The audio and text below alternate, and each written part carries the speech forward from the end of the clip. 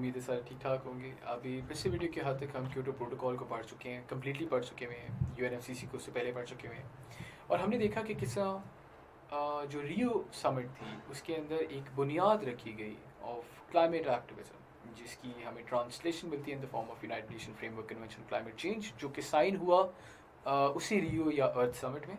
और फिर उसके आगे जब when it comes into force in 1994 we see that there is a protocol, Kyoto protocol, जो कि 1997 में साइन होता है। इस वजह से क्योंकि उस यूएनएफसीसी की जो ट्रीटी थी उसके ऊपर कुछ ज़्यादा प्रोग्रेस नहीं हो पाती because of lack of direction. तो वो डायरेक्शन मिली क्योटो प्रोटोकॉल के तहत।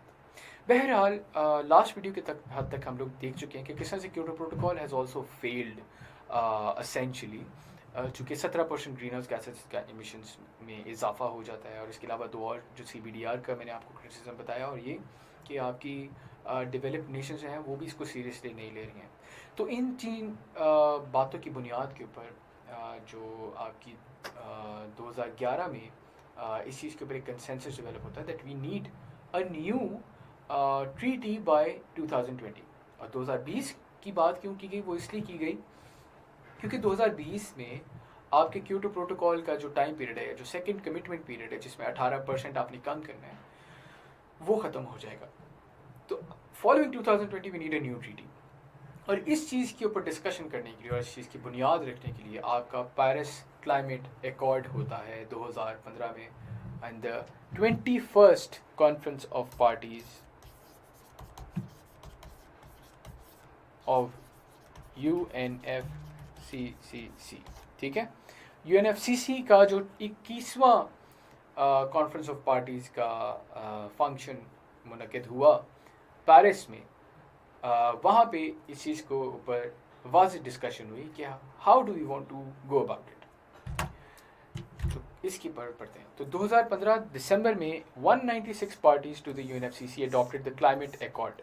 ठीक है, cut and then eliminate green house gas pollution but imposing no sanctions on the countries that don't. ठीक है, इसमें भी इन लोगों ने ये एक चीज़ के ऊपर इन्होंने एग्रीमेंट किया कि हम सैंक्शंस किसी के ऊपर नहीं लगाएंगे जो नहीं कर रहा।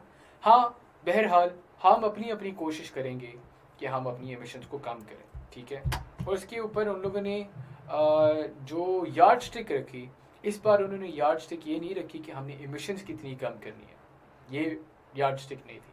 इस बार इन्होंने ग्लोबल एक्शन के लिए अप्रोच चेंज की, और अप्रोच क्या थी कि आपके हम by the end of the century we need to make sure कि हमारा जो क्लाइमेट चेंज है और the change in the average temperature it does not exceed 2 degree Celsius at max, ideally 1.5 degree Celsius, but not, it should not exceed 2 degree Celsius.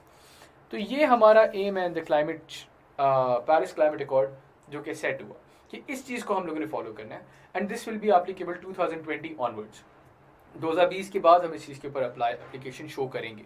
सो 2020 तक आपका Kyoto protocol intact है, चल रहा है। 2020 तक जब हम एक प्रॉपर ट्रीटी फॉर्मेशन दे देंगे, विल हैव टारगेट्स, उसके अकॉर्डिंगली फिर हम इस चीज़ को लेके चलेंगे। ठीक हो गया।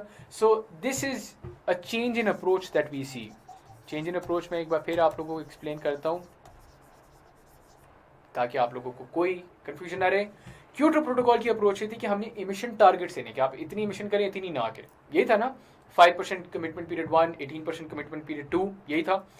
लेकिन इधर क्या किया, इधर इन्होंने अप्रोच चेंज किया। इन्होंने कहा हम लोगों ने एमिशंस को यार्ड स्टिक नहीं बनाना, हम लोगों ने टेम्परेचर को यार्ड स्टिक बनाना, कि हमने टेम्परेचर को इससे ज़्यादा एक्सीड नहीं होने देना। ठीक है, हर कंट्री को ये बता दिया गया है। अच्छा, इसके पॉइंट की कॉरस्पॉन्डिंग आप देख सकते हैं कि it becomes a voluntary agreement because there are no sanctions involved then again. और अगर हम इम्पोर्टेंस की बात कर लें तो इम्पोर्टेंस के ऊपर वैसे तो बारहा गुफ्तगू हो गई है मेरी तरफ से। इंपॉर्टेंस ये कि Kyoto protocol will expire in 2020, hence there is a new need for a treaty, एक नीड तो बन गई। और दूसरा ये कि इस पेरिस अकॉर्ड का जो कंक्लूजन था, वो ये था कि mobilization of $100 billion by the developed countries. आपकी जो डेवलप्ड कंट्रीज थी इन्होंने खुद प्लेज किया कि we will contribute $100 billion annually, जो कि आपके ग्रीन क्लाइमेट फंड के अंदर जाएंगे, GCF में जाएंगे। और एक बेसिकली फंड है GCF जिसके तहत आपके पूरी दुनिया के अंदर इन्वायरमेंटल जो प्रोजेक्ट्स हैं उनको फंड किया जाता है और डेवलपमेंट के काम किए जाते हैं।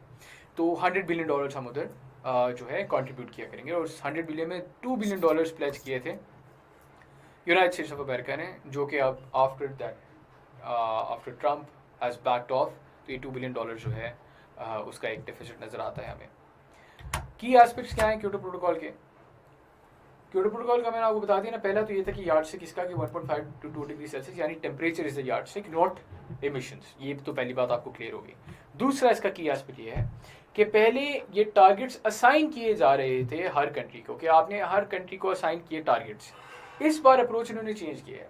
पहले जो अप्रोच थी it was top to bottom, यानी ग्लोबल लेवल के ऊपर, यानी जो यूनाइटेड नेशंस का इदारा था वो आपको बता रहा था कि आप इतनी इतनी एमिशंस अपनी काम के। इस बार जो अप्रोच है वो हो गई है bottom to top. Bottom to top approach हो गई, ठीक है। क्या मतलब? क्योटो प्रोटोकॉल के तहत वही बात हम लोगों ने देखा कि टॉप टू बॉटम अप्रोच थी, ऊपर से बताया गया कि आप इतने इतने एमिशंस अपने काम करेंगे। पेरिस अकॉर्ड के अंदर उन्होंने चेंज किया और उन्होंने कहा कि जो कंट्रीज जो साइन करी है वो हमें बताएं कि वो ऐसी क्या क्या इंटरवेंशंस करेंगी कि वो अपनी एमिशंस को कम करेंगे। ये जो इंटरवेंशंस है ना, इनको हम कहते हैं नेशनली डिटर्मिन्ड कॉन्ट्रीब्यूशंस, एनडीसी। इसी की जो फर्स्ट रिपोर्ट थी इसको हम कहते हैं intended nationally determined contributions, INDCs, जिसके रेफरेंस मैंने आप लोगों को क्लाइमेट चेंज के अंदर भी दिया जब पढ़ा रहा था। INDCs के डॉक्यूमेंट का, पाकिस्तान के INDCs का डॉक्यूमेंट का गूगल पे लिखिएगा आप लोग, इधर मैं शेयर नहीं कर सकता, मुझे पता नहीं है। पाकिस्तान INDCs तकरीबन 40 पेज डॉक्यूमेंट है ये, बड़ा अच्छा डॉक्यूमेंट, आप देखेंगे आपको समझ आ जाएगा। उसके अंदर वो सेक्टोरल कैटेगराइजेशन भी बताया हुआ है कि हम इतने हमारी एमिशन का ग्राफ कहाँ तक जाएगा और हम अपनी रिडक्शंस को कंट्रोल करने के लिए क्या क्या मैकेनिज्म्स उठाने को तैयार हैं। तो INDC यानी हर मुल्क बताएगा कि मैं अपने अपने सेक्टर के अंदर कौन सी एमिशंस को कम करने की बात करूंगा और किस तरह से कम करूंगा, वो भी प्रपोज करेगा, ठीक है। और उसके हिसाब से फंड्स पे एलोकेट होंगे और ये सारी बातें होंगी। सो 2016 में, 2015 में आपका क्लाइमेट अकॉर्ड होता है, 2016 में तमाम सिग्नेटरीज ने अपने अपने INDCs सबमिट कराने थे और bye the end of this year 2020 तमाम ममालिक ने अपने INDCs को NDCs में कन्वर्ट करना है। ये तो इंटेंडेड थे ना, अब 5 साल गुजरने के बाद आपके NDCs क्या होंगे, आगे आने वाली टाइम पीरियड के लिए आपके नेशनली डिटर्मिन्ड कॉन्ट्रीब्यूशंस क्या होंगे, NDCs क्या होंगे। हर 5 साल बाद, एवरी 5 ईयर्स आपके NDCs जो हैं वो आप रिवाइज करेंगे हर 5 साल बाद। तो अभी 2020 में आप जमा करेंगे, फिर आप 2025 में फिर से जमा कराएंगे कि अब हम क्या करेंगे, ठीक है। तो ये एक इनका एक बड़ा इंपॉर्टेंट एस्पेक्ट है पेरिस क्लाइमेट अकॉर्ड का। दूसरा, like Kyoto emphasises the principle of common but differentiated responsibility, यानी इन्होंने अपनी गलती से कुछ नहीं सीखा, but acknowledges that different Nations have different capacities. इस एक्नॉलेजमेंट के तहत इन्होंने कोई एमिशन टारगेट नहीं दिया और इन्होंने इसीलिए कहा कि आप अपनी NDCs बताएंगे, INDCs का डॉक्यूमेंट सबमिट कराएं और फिर अब आप 2020 के इख्तिताम पे NDCs भी बताएं, ताकि फिर हम 2021 में जाके, अब चूंकि कोरोना का मसला आ गया, तो 2021 में जाके एक ट्रीटी को फॉर्मुलेट करें and we go into action, सीधा सीधा। Lastly, after the submission of INDCs, the countries are supposed to submit NDCs by this year end, यानी 2020, इसके ऊपर गुफ्तगू हो गई हुई है। तो this is as far as climate accord of Paris is concern. इसके ऊपर अब डेवलपमेंट होती रहेगी विद टाइम टू टाइम, हर साल आपको इस पर कोई ना कोई डेवलपमेंट नजर आएगी। इस साल भी नजर आती, had it not been for corona. पिछले साल कॉन्फ्रेंस ऑफ पार्टी जो था आपका 25 COP25, उसके अंदर बड़ी लड़ाई झगड़ा होता रहा, ठीक है। और वो क्यों होता रहा? क्योंकि अब जो नई ट्रीटी साइन करना चाह रहे हैं और ट्रीटी के ऊपर बात कर रहे हैं ना, उसके अंदर बात ये भी की जा रही है कि आपका जो इमिशन रिडक्शन, इमिशन ट्रेडिंग का जो पूरे का पूरा सिस्टम था ना, उसको रिवैम्प किया जाए। मज़े की बात है कि इंडिया और चाइना ने ज्वाइन किया था 2009 में और वो इस एम्बेट के अंदर आ गए थे कि हम अपनी इमिशंस को रिड्यूस करेंगे। और जब वो इस एम्बेट के अंदर आए थे तो वो जो इमिशन रिडक्शन सर्टिफिकेट्स थे वो इनके ऊपर भी लागू होते थे और इनके जो साइंड अमाउंट यूनिट्स थे वो भी ये लोग सेव करना शुरू हो गए, ठीक है। सो इंडिया को इस चीज़ के साथ बहुत बड़ा मसला है, क्योंकि इंडिया ने काफ़ी ज़्यादा अपनी जो है CERs उनको इकट्ठा किया हुआ है और वो चाह रहा था कि इनको मोबिलाइज करके फंड जनरेट करता, but due to the fact कि अब इस ट्रीटी, जो कमिंग ट्रीटी है, उसके अंदर ये बात की जा रही है कि हम इमिशन ट्रेडिंग को सिरे से ही ख़त्म कर दें, तो इसलिए India is not happy with it and इस चीज़ के ऊपर काफ़ी ज़्यादा गुफ्तगू हो रही है।